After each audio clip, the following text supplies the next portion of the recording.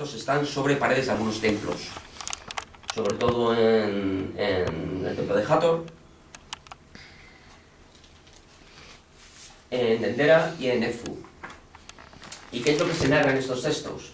Pues se narra una confrontación entre dioses, básicamente entre Horus y Set,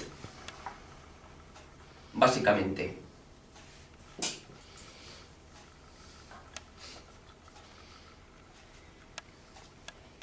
Y vamos a derivarlo todo sobre el mito de Osiris, que es quizás uno de los más conocidos que hay en Egipto.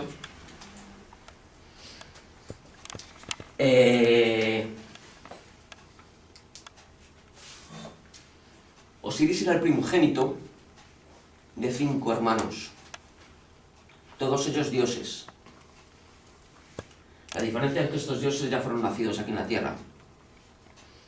Las diferencias entre algunos dioses sobre todo residían en que algunos dioses vinieron de fuera y fueron nacidos fuera, y algunos otros dioses, siendo hijos de ellos mismos, pero habían nacido ya aquí.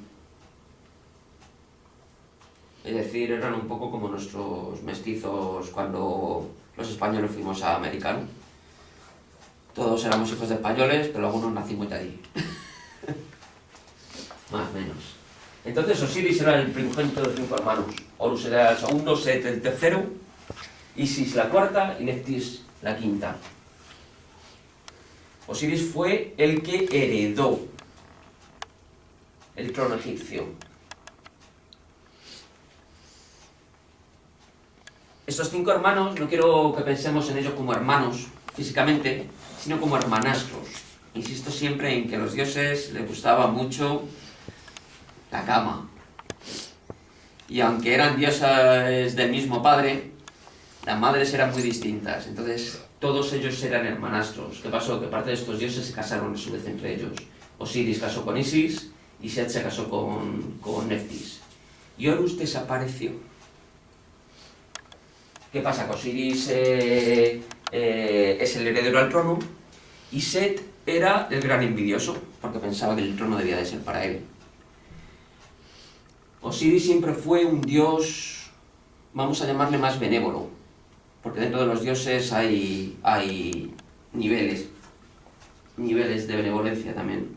Osiris siempre se caracterizó por ser sobre todo un dios que fue realmente el que enseñó a la humanidad muchísimas cosas. Cuando, después de la última catástrofe, aquella que se supone que acabó con la Atlántida, y dejó devastado el planeta, Osiris fue uno de esos dioses instructores del planeta. Uno de esos dioses que enseñaron a la humanidad que quedó, enseñó la agricultura, enseñó el retorno a la ganadería, les enseñó a leer y a escribir su lengua, les enseñó muchísimas cosas. Mientras que Set era un personaje, sobre todo, pues muy pendiente de sí mismo. O sea, que le daba lo mismo 8 que 80, y mientras él estuviese en el trono, más o menos lo que ha sido la historia de la humanidad en estos últimos 5.000 años.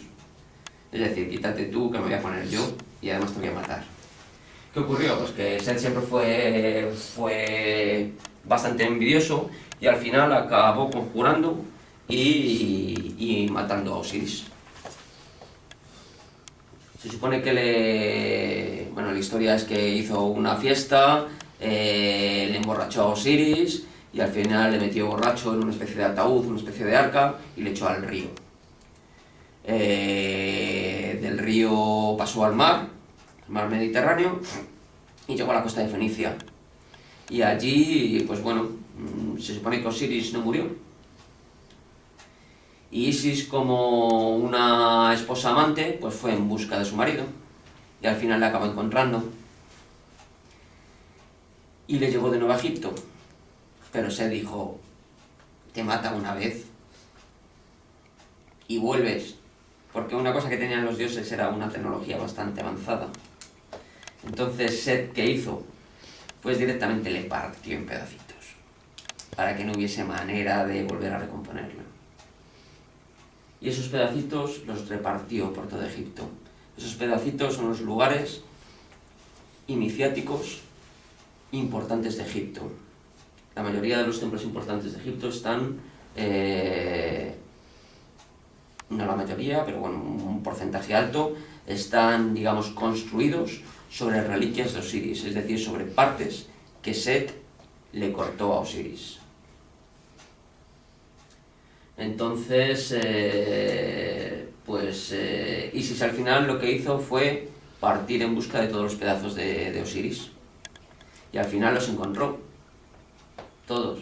Incluso se dice que los pegó, ayudada por un personaje muy particular, que nosotros le conocemos como Tot, que era el gran mago, el gran científico, el dios que prácticamente que lo sabía todo.